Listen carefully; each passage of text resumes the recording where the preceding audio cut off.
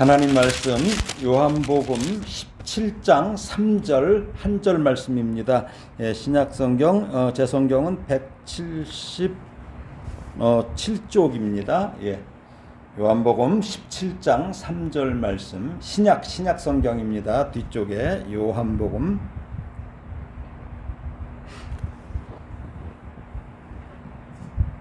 177쪽 17장 3절 다 함께 봉독하겠습니다. 영생은 곧 유일하신 참 하나님과 그가 보내신 자 예수 그리스도를 아는 것이니이다. 아멘. 우리는 하나님께 대해서 지금까지 많은 얘기를 들어왔어요. 그렇죠? 지금도 이곳 교회에서 하나님께 예배하며 하나님의 말씀을 듣습니다. 그런데 사실 하나님을 제대로 아는 사람은 그리 많지 않다는 것이에요. 저 역시 고등학생 때부터 교회를 다녔고 예수 믿는 아가씨를 만나 교회에서 결혼식을 하였고 교회와 떼어놓을 수 없는 생활을 평생 해왔지만 하나님이 누구신지를 제대로 알기 시작한 것은 그렇게 오래되지 않습니다. 여기에는 대략 두 가지 이유가 있어요. 저 같은 경우 첫째는 뭐예요? 교회에서 하나님이 누구신지를 정확하게 가르쳐주지 않는다는 것이고, 둘째는 자기가 생각하여 만들어 놓은 하나님을 믿는다는 거예요. 그러다 보니까 뭐예요? 교회를 다니는 횟수는 오래돼요. 그렇지만 하나님을 제대로 만나지 못한 채 교회 생활을 그냥 교회 다니는 생활을 신앙생활로 착각해요. 그래서 자기는 신앙인으로 산다고 하지만 그저 어떤 종교를 하나 가진 종교인으로 살고 있는 분들이 매우 많다는 사실입니다. 마치 지금 대통령에 대하여 여러 가지 뉴스를 통해서 들어요. 우리는요. 또 연예인들에 대해서도 유명 인사들에 대해서 또 여러 가지 뉴스를 통해서 들어요. 근데 그 들은 내용을 가지고 어때요? 뉴스가 어떻습니까? 부정적인 뉴스가 나오고 긍정적인 뉴스가 나와요. 그러다 보니까 어때요? 부정적인 뉴스를 접한 분들은 대통령이나 그런 유명인들에 대해서 비난을 하고, 또 반대로 긍정적인 뉴스를 접한 분들은 지지를 해요. 이런 것처럼 우리는 대통령이라는 사람도 정확히 알 수 없고, 어떤 유명한 연예인이나 이런 사람도 정확히 알 수 없다는 것이죠. 하물며 하나님에 대하여 우리는 여러 가지 이야기를 들었어요. 그렇지만 그분에 대해서 정확한 정보를 제공받지 못한다면 하나님이 아닌 다른 어떤 대상을 하나님으로 알고 믿게 된다는 것입니다. 제가 먼저 좀 전에 제 이야기를 먼저 한 것은 저 역시 하나님에 대해서 잘못 알고 그렇게 믿었기에 제 삶이 매우 힘들었어요. 그래서 그로 인해서 우리 가족 모두도 뭐예요? 겪지 않아도 될 수많은 어려움을 겪었다는 것이에요. 그래서 제가 이제 목사가 된 후로 제 목회의 가장 큰 주안점으로 삼은 게 뭐냐면 하나님이 누구신가를 성도들에게 제대로 알게 하는 것으로 제가 목회 방향을 잡았다는 것입니다. 많은 사람들이 어떤 신을 믿으면은 이렇게 생각을 해요. 자기나 자기 주변의 사람들에게는 어려움이 없어야 한다. 이렇게 일이 또 하는 일마다 다 잘 될 것이라고 이렇게 생각하며 종교를 가집니다. 근데 하나님을 믿는 사람들도 대부분 마찬가지예요. 하나님을 믿으면 어렵거나 불행한 일이 자기한테 생겨서는 안 돼. 그리고 세상에서 머리가 될지언정 꼬리가 된다는 것은 하나님을 잘못 믿는다고 생각하며 하나님을 믿어요. 항상 윗자리로 올라가려고 그래요.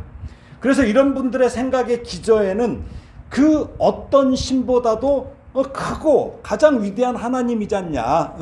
근데 이 하나님을 믿기 때문에 자신에게는 늘 행복한 일이 있어야 한다는 이상한 이런 믿음이 아주 짙게 깔려 있다는 것이죠. 그런데 이런 생각을 하게 되는 가장 근본적인 이유는 뭐예요? 우리가 육체, 육체를 가지고 있기 때문입니다. 육신을. 예, 육체를 가진 인간은 뭐예요? 이 육체가 요구하는 여러 가지 욕망이 있어요, 우리에게. 예, 욕망이 있습니다. 그래서 이 여러 가지 욕망으로 인해서 어때요? 기쁨, 노여움, 즐거움, 슬픔, 즐거움, 희로애락 이 가운데 살아가요. 예.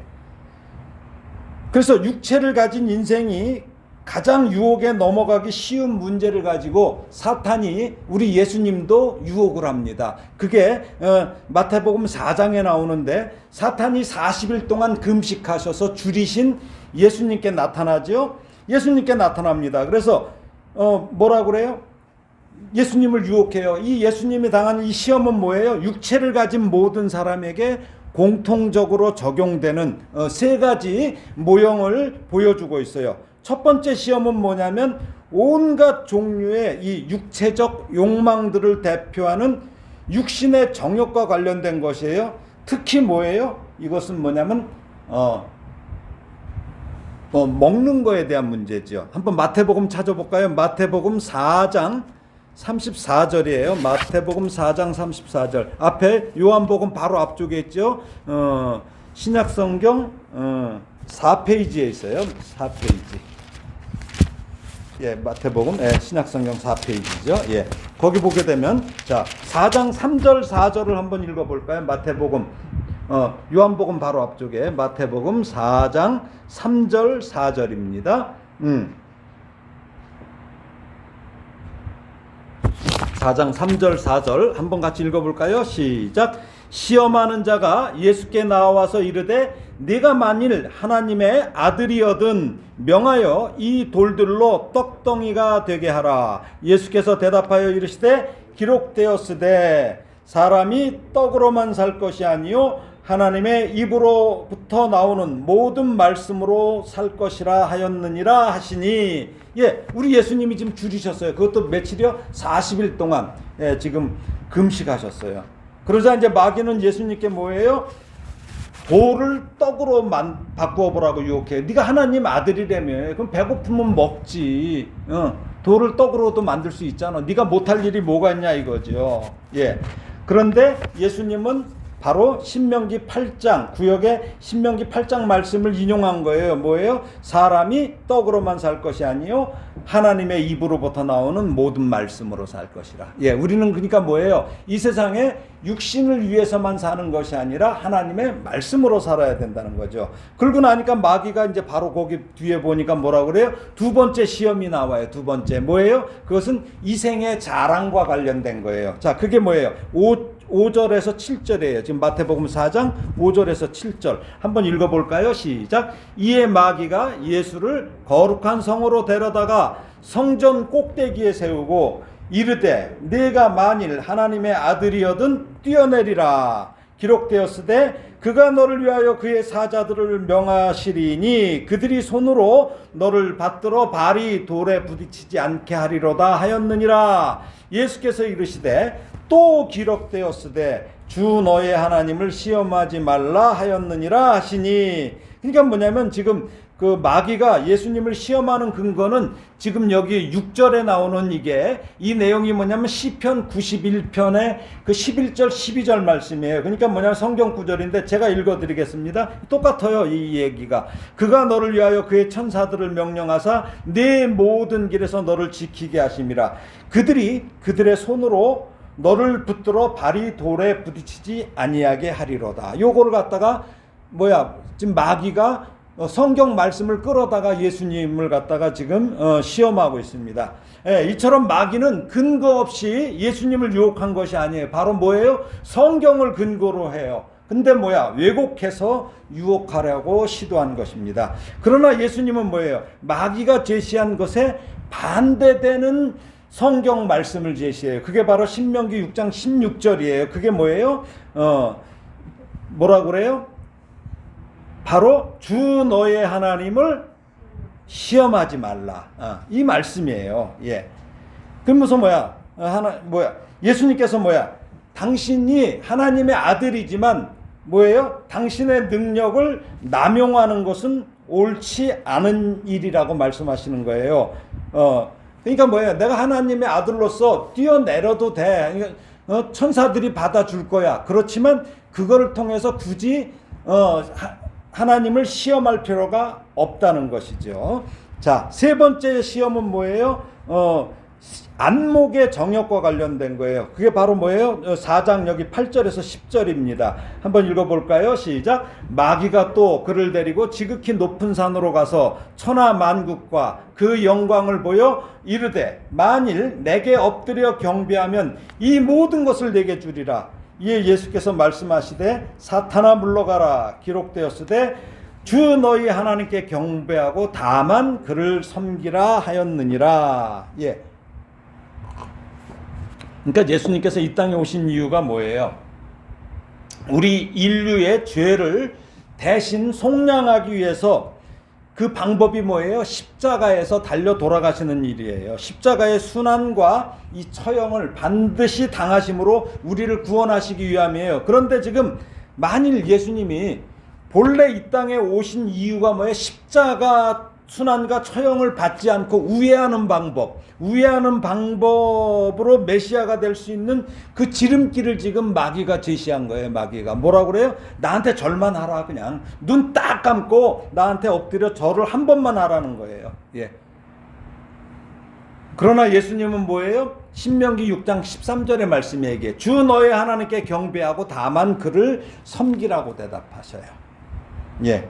우리가 이렇게 가진 육신으로 인해서 예수님이 받으셨던 이 세 가지 시험 문제는 오늘날 우리에게도 어김없이 수시로 이게 제시되는 것이 현실이에요. 우리 육신을 가졌으면.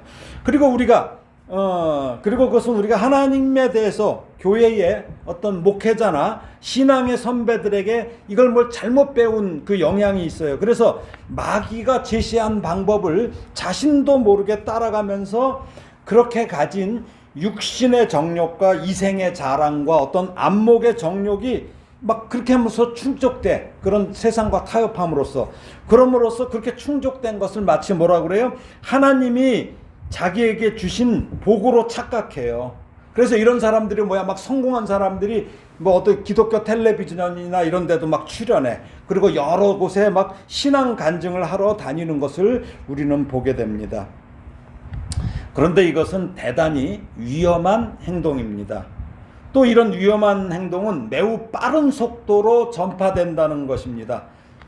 성경이 우리에게 전하는 것은 영생에 관한 것이에요. 오늘 본문에서도 영생에 대해서 말씀하셨죠. 영생에 관한 것인데 영생이라는 것은 뭐예요? 우리 육신이 죽음이란 단계를 거쳐 이제 죽음이라는 것은 뭐예요? 영과 육이 분리되는 것을 신학적으로 죽음이라고 그래요. 영과 육이 분리되는 거예요. 그래서 육은 소멸돼요. 그렇죠? 예. 그렇잖아요. 우리 요즘에 많이 화장을 하지 않습니까? 매장을 하고. 그러면 썩게 되고 태워지고 그래요. 그래서 육은 소멸된 이후에 어떻게 돼요? 누가복음에 보면 예수를 믿은 영은 낙원으로. 예. 믿지 않은 자는 음부로 떨어집니다. 그리고 주님이 다시 재림할 때에 새로운 몸을 입은 부활체로 우리는 부활할 것입니다. 예, 이게 영생이에요. 그리고 뭐예요? 예수를 믿은 사람들은 생명의 부활로, 그 다음에 예수를 믿지 않은 사람들은 심판의 부활로 다시 살아난다는 거예요. 그런데 오직 이렇게 육신의 정욕과 이생의 자랑과 이런 안목의 정욕에만 이런 것만 믿는 사람들이 관심을 가진다면 뭐야? 이런 것에만 믿는 사람들이 관심을 가진다면 어떻게 돼요? 그것은 하나님을 한쪽 눈으로만 본다는 거예요. 외눈박이라는 거죠. 한쪽으로밖에 못 보는 거예요. 예. 양쪽으로 봐야 되니까 뭐예요? 육신의 눈과 영적인 눈 두 개의 눈으로 우리는 봐야 되는데 자꾸 육신의 눈으로만 모든 것을 보기 때문에 문제가 된다는 거예요. 특히 이 세상의 다른 종교에서도 어때요? 우리가 신에 대해서 많은 이야기를 해요. 어떻고 우리가 많이 읽은 게 뭐예요? 그리스 로마 신화도 읽고 많이 그러잖아요. 또 우리나라 같은 경우는 무슨 전설의 고향 이런 거를 통해서도 많이 들어요. 예, 다시 말해 많은 신들이 있다고 사람들은 믿었어요. 그렇죠? 신들이 많다고 이렇게 믿어요. 그렇죠? 그래서 어디 가면 무슨 신, 부하국에 가면 무슨 신, 그쵸? 우물에 가도 신이 있고, 선앙당에도 신이 있고, 신이 있어요. 또, 고대인들은 뭐예요? 근데 뭐라 그래요? 사람들이 대충은 알아요. 신과 인간의 차이를 뭐로 봅니까? 인간은 죽어요. 그러니까 소멸할 수밖에 없는 유한한 존재인, 그러니까 죽는 존재라는 거야. 근데 신은 뭐야? 죽지 않는 존재, 불사의 존재로 이해를 했다는 거죠. 그리고 재미있는 것은 그런 신화를 보거나 그동안 우리가 쭉 들은 얘기는 뭐예요? 신들이라도 반드시 선하지 않다는 것이에요. 예, 반드시 선하지 않다는 거야. 뭐 윤리적으로도 막 부도덕해. 그 신화를 보면은 또 폭력적일 때도 있는 그런 존재로 믿었어요. 그렇죠? 그래서 그런 신들이 어떻게 해요? 우리가 왜 두려워해요? 그런 신들을? 인간에게 해코지할까 봐. 해코지를 가거나 아예 인간의 삶을 망가뜨릴 수 있다는 생각에 이 고대인들은 그런 신들을 달래려는 여러 가지 시도를 했어요. 그래서 심지어 성경에도 나오지만 인신제사까지 지낸단 말이에요. 사람을 제물로 드린단 말이죠. 이렇게 행했던 거예요. 아니 지금도 우리나라에서 무당들의 그 행태를 보면은 결코 바람직하지 않은 일을 돈을 받고 행한다는 거예요. 네. 뭐라고 많이 해요? 무슨 살이 끼었다고 하죠? 역마살, 도화살, 무슨 살, 삼진살, 막 이렇게 끼었다고 그래. 그래갖고 뭐라고 그래요? 구슬해야 된다고 그래. 누구한테는 큰 구슬을 해야 된다고 그래. 돈을 많이 들여서 구슬해야 된다고 그래. 그래서 얼마를 들여서 구슬하지 않으면 큰일 난다고 해서 많은 돈을 갈취하기도 하고, 또 어떤 사람은 그래. 마음에 들지 않는 사람을 어떻게 해요? 저주해달라고 부탁해, 무당에게. 그쵸? 예. 우리가 그동안 무슨 왕들에 대한 어떤 드라마를 봐도 막 그러잖아요. 인형을 만들어 놓고 거기다 막 바늘을 찌르고 별짓 다 하잖아요. 예. 이런 부탁도 들어줘요. 예. 즉, 신이란 존재는 인간보다 훨씬 더 능력이 있기 때문에 그 신의 힘을 의지해서 나의 삶에 불행의 어떤 그런 조건들을 없애는 삶을 추구하고, 자신에게 방해되는 사람들은 제거하고 싶은 마음에, 그런 마음을 신에게 의탁한다는 거예요. 예. 그런데 문제는 일부 기독교인들 가운데서도 하나님을 이런 존재로 잘못 인식해서 교회에 열심히 다니고 헌금을 많이 하면 하나님이 복을 주시고, 그런 하나님이 자신의 아버지이기 때문에 자기 눈에 거슬리는 사람을 저주하는 그런 행태를 보여요. 예. 그럼 결국은 이건 뭐예요? 하나님, 어떻게 해주세요. 이런 건 뭐예요? 그건 뭐예요?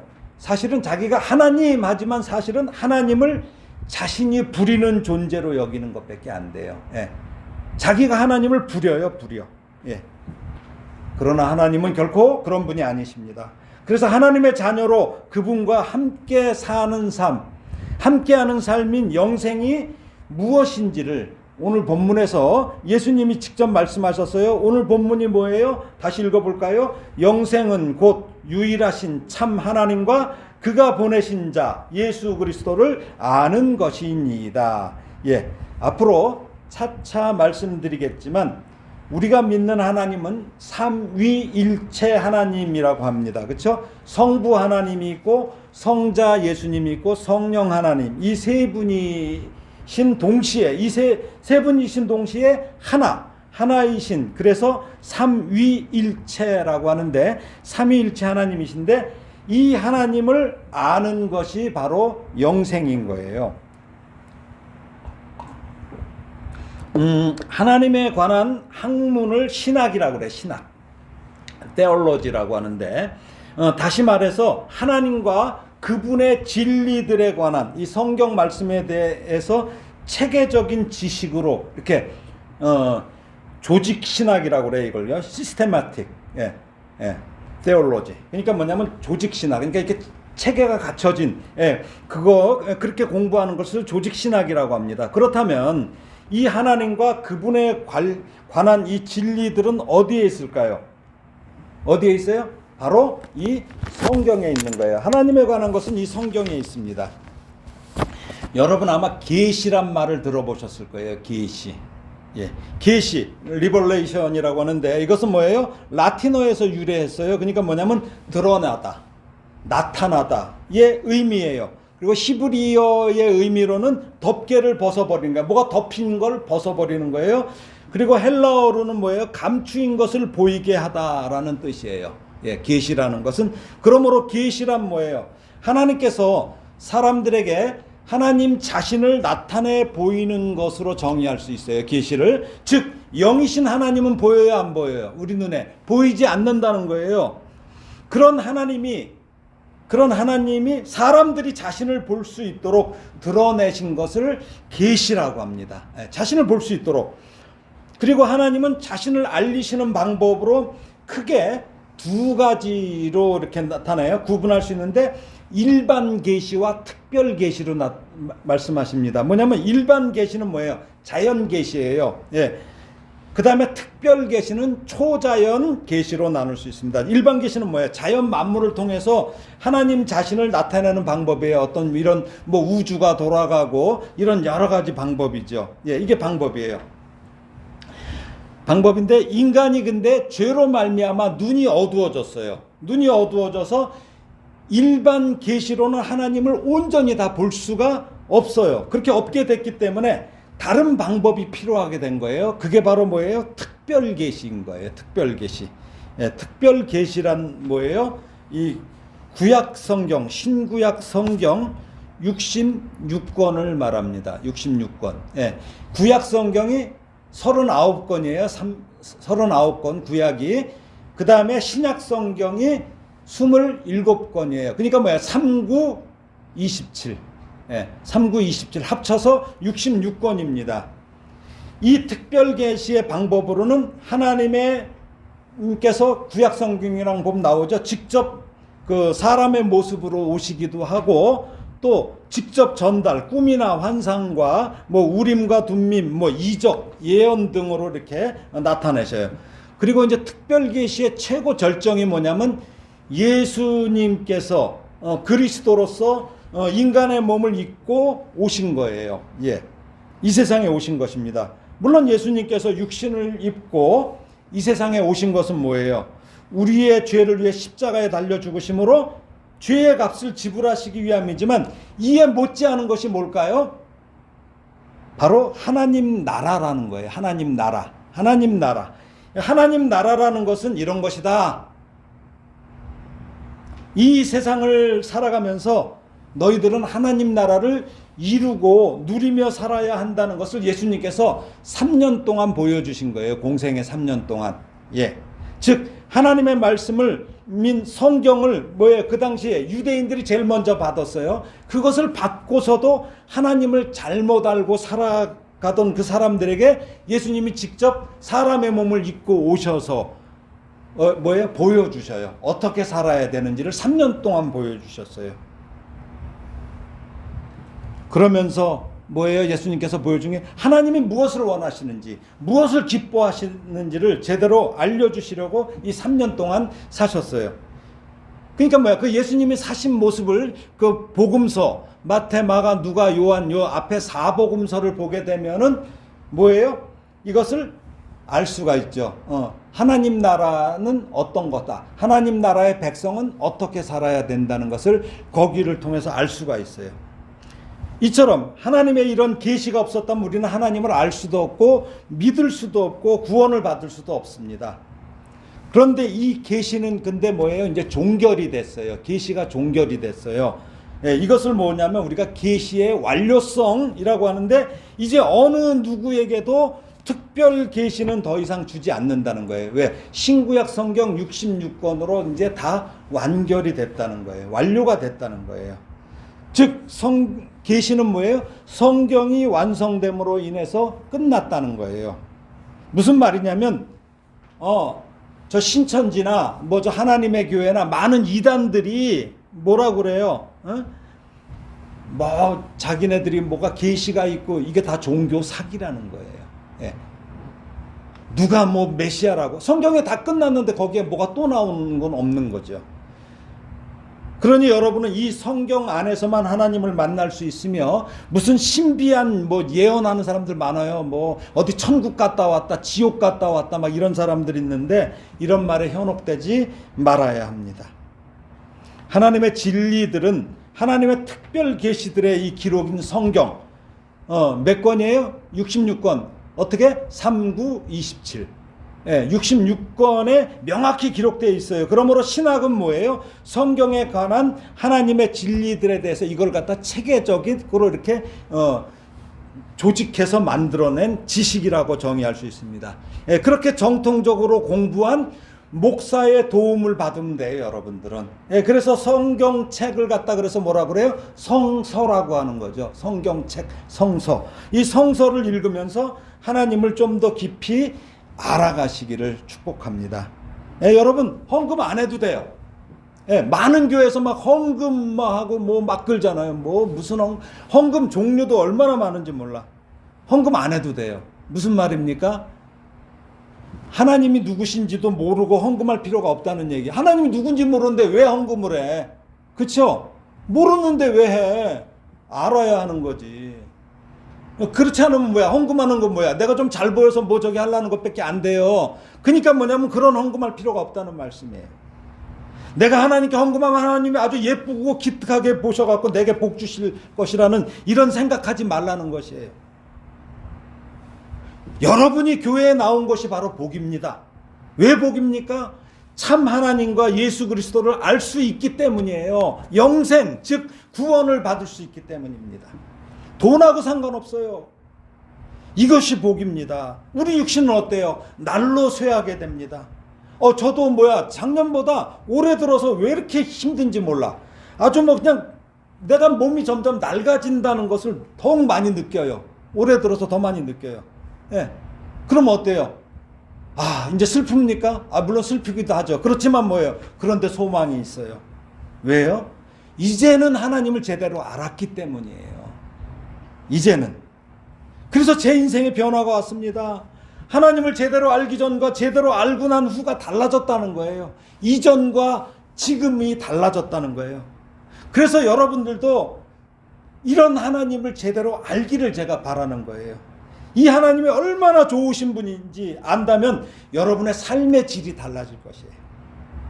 사람들과의 인간관계, 정, 또 의리도 좋지만 하나님과의 올바른 관계를 맺어야 여러분의 인생이 행복합니다. 그래서 오늘부터 제가 하나님이 누구신가에 대해서 얼마 기간 동안 매 주일날 살펴보려고 합니다. 그 하나님이 얼마나 우리를 무슨 노예 다루듯이 다루시는 게 아니라 인격적으로 대하시는가, 얼마나 우리를 사랑하시는가, 얼마나 우리를 기뻐하시는가, 이런 거에 대해서 성경에서 찾아보려고 합니다. 입시 전문가가 어떤 학생을 상담을 하는데 그 학생의 문제는 뭐냐면 기초가 전혀 없다는 거야. 그래서 이 사람이 어떤 결론이 나왔을까요? 야, 기초부터 다시 하자. 기초부터 다시 해야 됩니다. 우리가 하나님이 어떤 분이신지를 아는 것, 이게 바로 기초예요. 기초. 높은 건물은 어때요? 기초가 매우 튼튼해요. 높은 건물은. 우리가 텐트 기초가 튼튼해요? 아니죠. 그냥 볼때 이렇게 바꾸서 거기서 그냥 잘 수 있어요. 5층짜리 텐트 보신 분 없어요. 2층도 제대로 못 지어요. 국내 최고 여기 123층 여기 롯데 슈퍼타워라고 하더라고. 롯데 슈퍼도 있는데 그 안에도 슈퍼가 있는지 모르겠어요. 롯데 슈퍼타워의 건물이 이 하중만 74만 톤이래요. 이 건물의 밑에서 내려오는 그 하중이. 이 74만 톤의 건물 그 하중을 차지하기, 이걸 지지해야 되잖아요. 이걸 견뎌야 되잖아요. 그래서 기초에 투입된 내가 조사해 보니까, 기록된 걸 찾아보니까 그 콘크리트, 그 지하에다 매설한 콘크리트 양만 7만 7천 톤이래요. 그래서 이게 계속 거기다 투하를 해야 된대요. 끊임없이 이게. 그래서 레미콘만 5,300여 대를 계속 쏟아 부었다고 합니다. 그래서 이 롯데 타워가 얼마나 튼튼하냐면, 제가 지금 롯데 선전하는 게 아니에요. 우리나라에 있는 건물을 말씀드리다 보니까 그래요. 저는 롯데타워 한 번도 안 가봤어요. 그리고 앞으로도 안 가볼 생각이에요, 저는요.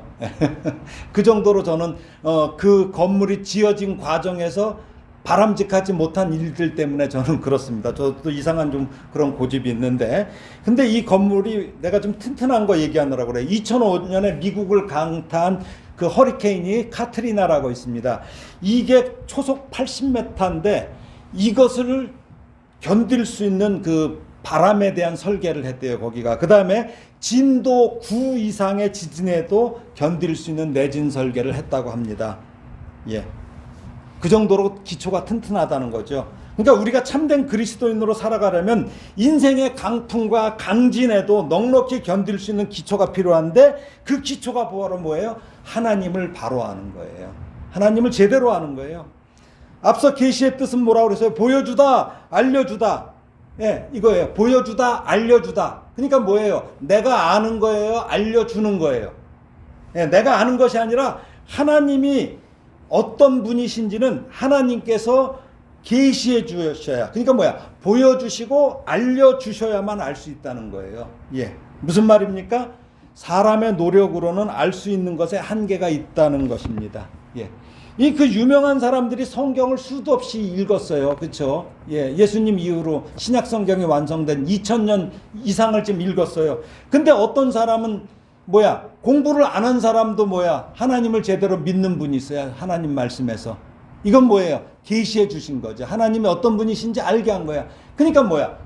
정말 무식한 사람인데 하나님을 아는 사람이 있어요. 근데 공부를 정말 많이 했는데도 이걸 몰라요. 왜 그래요? 사람의 노력으로는 알 수 있는 것에 한계가 있어요. 지적인 게 아니라는 거예요. 그러니까 이 얘기는 뭐냐면, 성경을 읽을 때 성령께서 비춰주셔야 된다는 거예요. 이걸 갖다 신학적으로 조명하심이라고 하거든요. 예, 밝히 비춰주실 때 가능하다는 거예요. 제가 우리 아내랑 결혼한 지 41년이 지났어요. 그렇지만 지금도 아내를 완전히 알 수는 없어요. 제가 알 수 없어요. 제가 아는 것은 제한적이에요. 그러나 아내가 자신에 대해서 여러 가지 말을 해주는 것이 뭐예요? 아내를 좀 더 깊이 알 수 있잖아요. 제가, 그쵸? 말해줄 때 이럴 때 내 기분은 어떻다, 이럴 때는 이런 방식의 해결책이 더 좋다, 뭐 등등, 뭐 이런 얘기를 해주면 좀 더 아내를 더 잘 알 수 있겠죠. 하나님에 대해서 아는 것도 마찬가지입니다. 하나님이 어떤 분이신지는 하나님이 직접 알려주시지 않으면 그분께 대해서 아주 제한적인 지식만 알 수 있어요. 예. 옛날에 이 동화 들어서 보셨을 수도 있어요. 이게 뭐냐면 주로 상담학에서 많이 나오는 동화인데, 옛날에 소와 사자가 있었어요. 소와 사자가. 근데 둘이 너무너무 사랑을 해서 결혼을 했어요. 소와 사자가. 그래서 둘은 서로에게 항상 최선을 다하기로 약속을 합니다. 소는 그래서 뭐예요? 사자를 위해서 날마다 제일 맛있는 풀을 뜯어다가 사자에게 대접을 해요. 사자는 싫었지만 사랑하는 소를 위해서 참고 먹었습니다. 사자도 매일 어때요? 소를 위해서 가장 연하고 맛있는 살코기를 소에게 대접을 했죠. 여기서 광우병이 나왔는지 몰라요. 그렇죠? 예. 고기를 먹지 못하는 소도 괴로웠지만 어때요? 참고 먹었습니다. 하지만 이 참을성은 어때요? 한계가 있어. 그래서 둘은 마주 앉아 이야기합니다. 이제 이 문제를 잘못 풀면 이제 큰 사건이 되는 거예요. 소와 사자는 그리고 결국은 크게 다투고 헤어지게 됐어요. 헤어지면서 서로에게 한 말이 무엇일까요?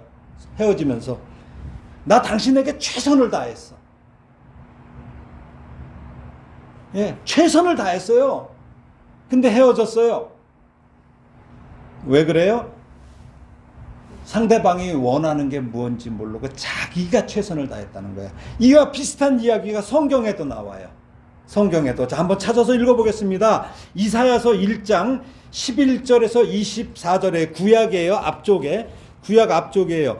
제 성경은 968쪽이에요. 968쪽. 이사야서. 제 성경은 968쪽.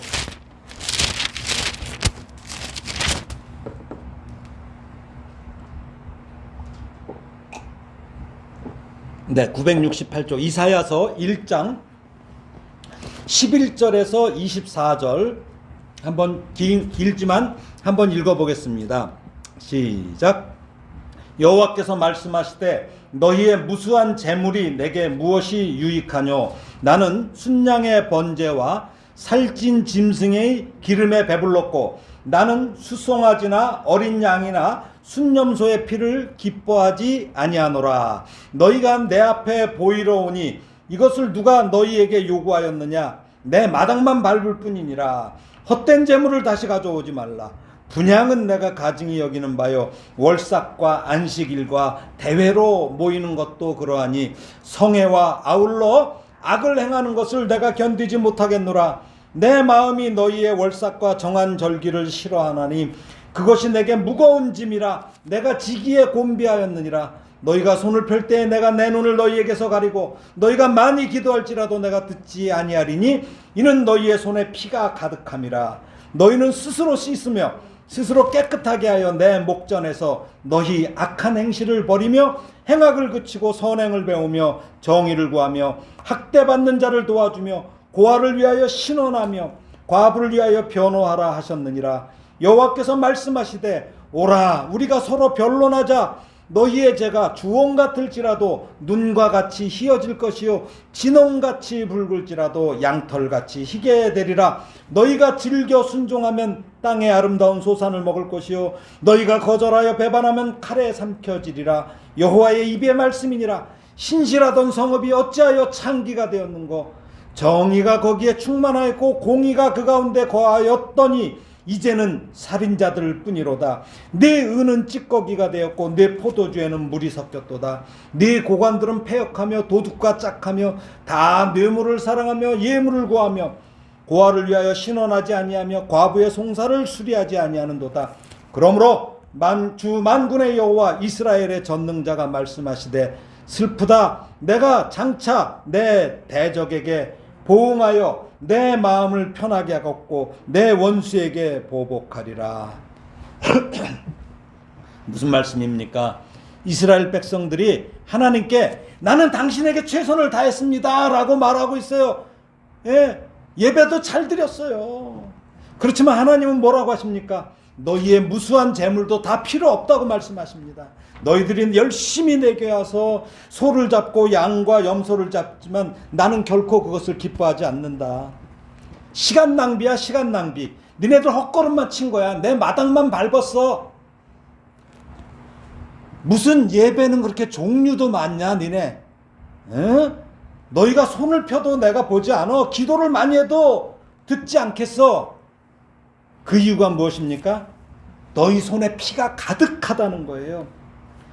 남을 해치고도 남을 가슴 아프게 하고도 뻔뻔하게 하나님께 온다는 것입니다. 그런 피 묻은 손으로 그 피 묻고 남을 아프게 해서 뺏은 것으로 그것을 내게 제물을 드리고 예배하며 기도하는 것을 내가 좋아하겠느냐는 말씀이에요. 하나님이 어떤 분이신지를 제대로 알라는 말씀입니다. 더러운 생각과 그렇게 번 더러운 돈으로 예배하지 말라는 것입니다. 나는 그런 세상의 잡신이 아니라는 것입니다. 그래서 하나님 자신이 나는 이런 존재다라는 것을 계시하신 책 성경에 기록된 대로 제대로 알고 하나님께 나오라는 것입니다. 예수님께서 십자가에서 돌아가실 때 성전의 휘장이 갈라진 사건으로 이제 하나님과 우리 인간 사이에 막혔던 그런 벽은 허물어졌어요. 휘장이 찢겨져서 사라졌어요. 그리고 이제 우리 사람을 성전 삼으셨어요. 우리가 성전이에요. 건물이 아니에요. 그러니 건물인 교회당 짓는 것에 쓸데없는 짓은 그만두라는 거예요. 지금도 막 교회당 짓느라고 난리치는 곳이 많아요. 그거 쓸데없는 짓 하지 말라는 거예요. 너희들 몸을 하나님의 성령이 거하시기에 불편함이 없도록 선행을 배우며 정의를 구하며 학대받는 자를 도와주며 고아를 위해 신원하며, 신원이 뭐야? 가슴에 맺힌 원한을 풀고 대신 처벌해 주라는 거예요. 과부를 위하여 변호하라는 거예요. 옛날에 과부들은 어때요? 돈도 없고 아무것도 없어요. 누가 변호해 줄 사람이 없어요. 그런 사람들 변호하라는 거예요. 말씀을 정리합니다. 이제부터 하나님 제대로 알고 예수도 제대로 믿어봅시다. 예? 호세아서 4장 6절에 보니까 이렇게 나와요. 내 백성이 지식이 없음으로 망하는도다. 예. 무슨 지식일까요? 하나님에 대한 지식. 내가 지식을 버렸으니 나도 너를 버려 내 제사장이 되지 못하게 할 것이요. 내가 내 하나님의 율법을 잊었으니 나도 내 자녀들을 잊어버리리라. 호세아 또 6장 3절에서는 그럼 이렇게 말씀하십니다. 제가 지금 이 하나님을 알자라는 이 주제로 쭉 가는 게 바로 이 말씀에 나온 건데, 그러므로 우리가 여호와를 알자. 힘써 여호와를 알자. 예. 힘써 제대로 알자는 거죠. 예. 우리가 여호와를 알아야 합니다.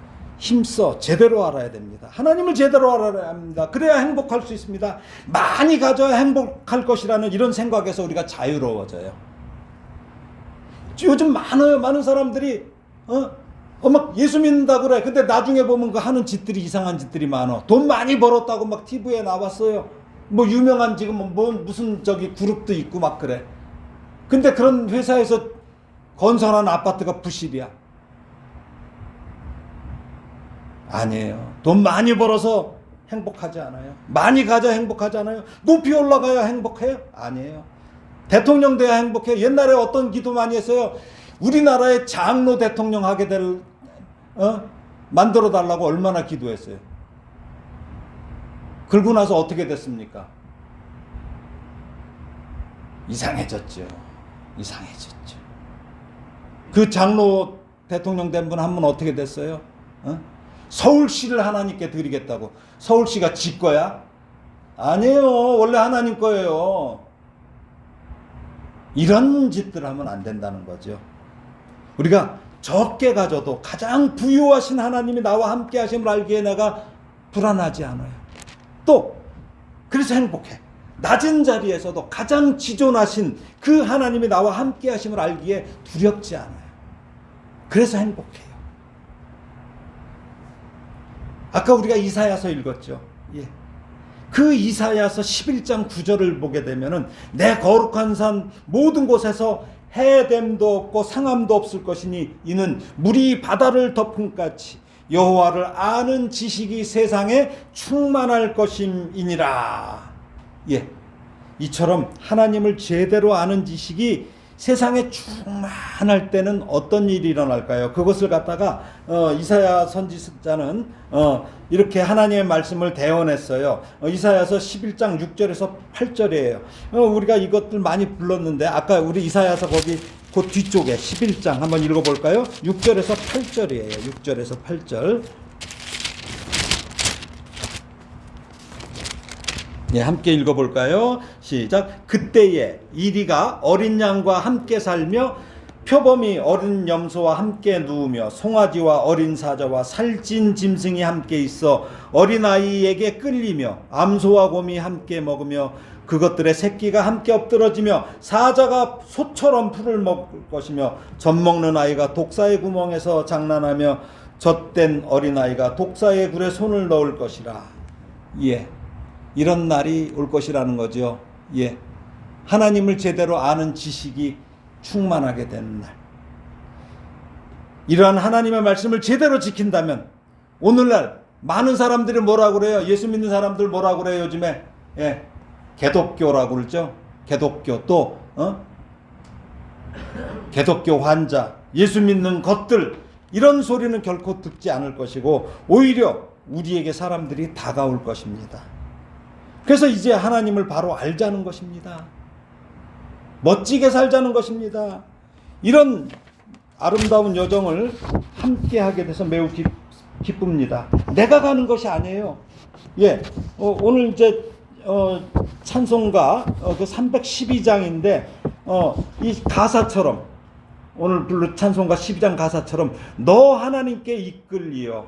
예, 하나님께 우리가 이끌려야 돼. 그래서 일평생 주만 바라면 너 어려울 때 힘주시고 언제나 주시리. 주 크신 사랑 믿는 자 그 반석 위에 서리라.